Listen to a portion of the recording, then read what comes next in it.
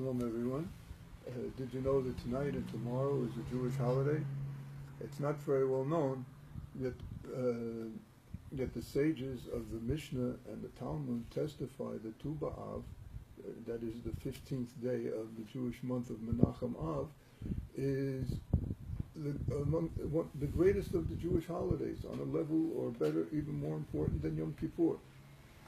Why is that? Well, it has numerous claims to fame, but the one which the Mishnah and Gemara was referring to is that it's Jewish Matchmaking Day. I'll fill in more background after I tell the story.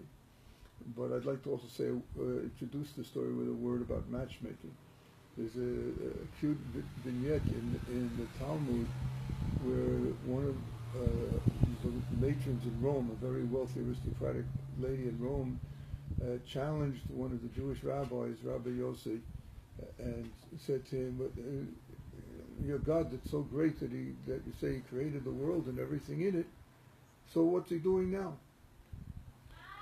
Rabbi Yossi answered that he makes matches. He conducts shidduchim. He pairs people to be married. The matron laughed. Said, big deal, I can do that also. Watch this. And she called in 30 of her, she was very wealthy, she called in 30 servants, 15 young boys and 15 young girls, teenagers I guess, and she said, okay, you marry you, you marry you, and she had them all 15 pairs in one day. And then she turned to Rabbi Yossi and laughed and said, see, I'm as great as your God. The next day when they came to work, the 15 couples, this one had a broken arm, this one had scratches on his face, this one had a broken leg, this one had a black eye. And so she called in Rabbi Yossi and said, now I know your God is truly great. Rabbi Levi Yitzchak of Berdichev is considered one of the greatest and certainly one of the most popular Rebbes in Hasidic annals. He had a Chassid who didn't live in his town of Berdichev. He lived a distance away in a larger city, but he would come periodically to visit the Rebbe. And one time he came and asked the Rebbe's help. He said, Rebbe, I'm looking for a match for my son. I don't need somebody wealthy. I have plenty of wealth. I can support the young couple as much as necessary. But I insist that she be from a good Hasidic family. The Rebbe thought for a few moments and he said, I think I have someone in mind. And he'll be here to spend the holidays, Rosh Hashanah, Yom Kippur, Sukkot, with me. So why don't you go home and come back also for the holidays, and I'll introduce the two of you, and we'll see if it's a good match. Let's call the rich man Moshe, and the man that whose daughter the Rebbe had in mind, we'll call him Shimon. So Moshe went back home very happy with the Rebbe's offer to help. And made his preparations, closer to the holidays, he made his preparations to journey to Berdichev to be together with the Rebbe.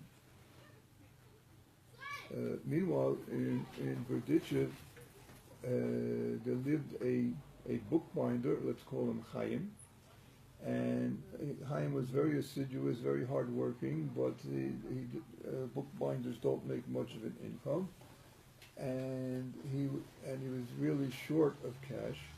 So he decided he would sell his most precious possession, and that is he had a very old book, one of the oldest books around, hundreds of years old, and it was worth a fortune, and everybody agreed it was worth a fortune. That wasn't the question.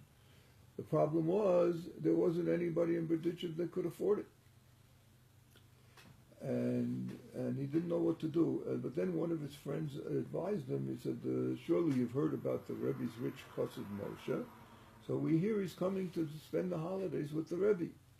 So why don't you offer him to buy the book? He can afford it, and he'll probably want to do it. He loves holy books. So the poor bookbinder Chaim, he thought that was a good idea.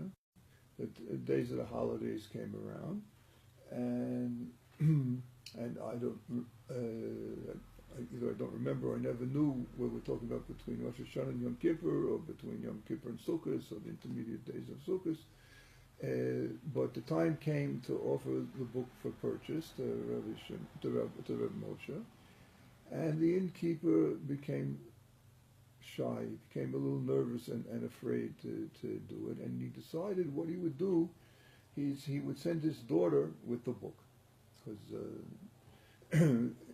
that might help things to go smoother. So he instructed her what to do, told her how to explain what the book is, the prices, etc. And she dressed in her finest Shabbos outfit, and she went to the hotel where Moshe, the wealthy man, was staying, and knocked on the door. And he opened the door. He saw this charming and pretty young lady there. He didn't understand exactly what was going on, but he invited her in, and she started showing him the book. And it didn't make any sense to him. But then he realized this must be the girl that the Rebbe had in mind to marry my son. Why is she coming with a book? So certainly, father didn't want to tell her that he's sending her to the prospective to the father of her prospective mate. She'd be too nervous, so he gave her this errand with the book. So once he realized that, he chatted with her a little bit, asked her various questions about her family, about her education, and he was very pleased with everything she said and with her manner and the way she spoke. So he told her, please ask your father to come and see me personally. So she went home and told her father that the Moshe seemed pleased with her. Father came and Moshe said to him, I think your daughter would be an excellent match for my son. And Chaim was quite surprised. He wasn't thinking in terms of a shidduch for his daughter at that point, but to make a match with the great Reb Moshe. After he met the prospective Reb Moshe's son, the prospective groom for his daughter, he agreed to the match also. So they wrote out the contract, the agreement between the families, and not long after the holidays, they were married. Sometime after that, Moshe made a special trip back to Berdichev to thank the Rebbe. Said, thank you for the wonderful shidduch suggestion you made for me. I'm very pleased with the girl, the daughter of Chaim, the bookbinder. And the Rebbe said, what do you mean? I had in mind the daughter of Shimon, my chassid. So Moshe told him the whole story, and Levi said, well, it seems that in this area of matchmaking, what's decreed in heaven can't be changed down here. And a little bit about the day, the 15th of Av. The Gemara tells us that on the 15th of Av, the young unmarried women would go out in the field and dance in circles, and the young men would come and observe from a distance. And there were different circle dances. The very pretty girls would dance together, and they would say, they would sing a song implying that the most important thing for choosing a wife is she should be beautiful. Women are supposed to be beautiful, and the wealthy ones would extol being wealthy, how that can make marriage easier, and the ones from well-established Jewish families would say the most important thing is family history, etc., etc. But what perhaps the most interesting thing about this day was they all dressed in white, and the custom was that nobody was allowed to wear, not one of the women was allowed to wear her own dress, because some were wealthy, some were poor, some were fashionable, some weren't, everybody had to borrow a dress from somebody else, so that the distinction among dresses wouldn't be of concern. And the stay also has other claims to fame in that we read about, but that's not of concern right now.